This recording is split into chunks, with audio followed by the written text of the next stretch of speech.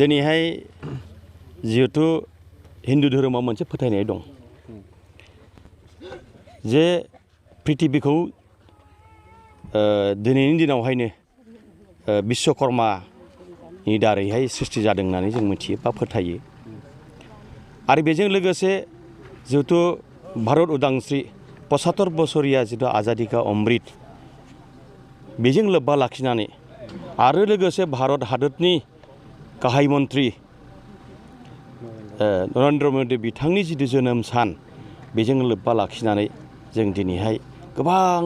जायगायाव जोङो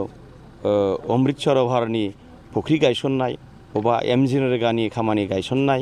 आरो बेजों लोगोसे आंनि डिपार्टमेन्ट हेन्डलुम एन्ड टेक्सटाइल डिपार्टमेन्टआवबो गोबां जायगायाव जितु बड'लेण्ड हेन्डलुम मिशननि गोबां आस'नि लादों बे आस'निखौबो दिनैहाय आं बे थुक्राझार समस्तिनि 1 नं बालाफारियाव बेखेवबाय बेखेवनायनि ओंथिया बेनो जि जोङो बोरैहाय बिटिआर ओनसोलनि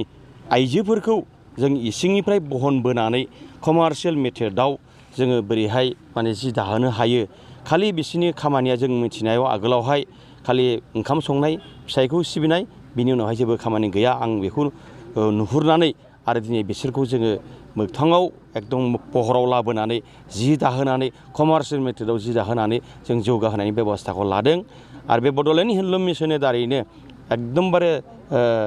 जोंनि बे बिटिआर ओनसोलाव गासिबो आइजोफोरा जौगाखांगासिनो दं आरो जौगालांबाय थागोन। सार नाथाय गोबां आइजोफ्रा माने जि दानो रोङोबाबो दानाया बहुद खमलांबाय बेनि गेजेरजों बेसेबां लाब जागोन होननानै बुंनो सानोसै? नंगौ जोंनियाव मोनसे मिसकनसेप्ट मोनसे दङमोन आरो सिगांनि जितु सरकार बे सरकारनि दिनावहाय बे हेन्डलुमाव बा हेन्डलुम टेक्सटाइल डिपार्टमेन्टआव जेबायदियै खामानि मावनांगौमोन बेबायदि खामानि मावनायखौ जों नुनो मोनाखै आरो बांद्राय बेबायदि एवारनेसबो गैयामोन। आथिखालाव बिटिआरनि चिफ मानगोनां प्रमद बर' बिथांनि जितु सिमां आरो भिजन बेनि दारै जों मोनदांनो हायो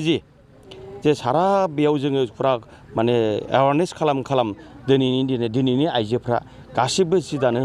होननानै आवगायबोदों आरो आवगायलांबाय थागोन आरो मिजिंथियो दिनैनि बेनि दारै बे मिशननि दारैहाय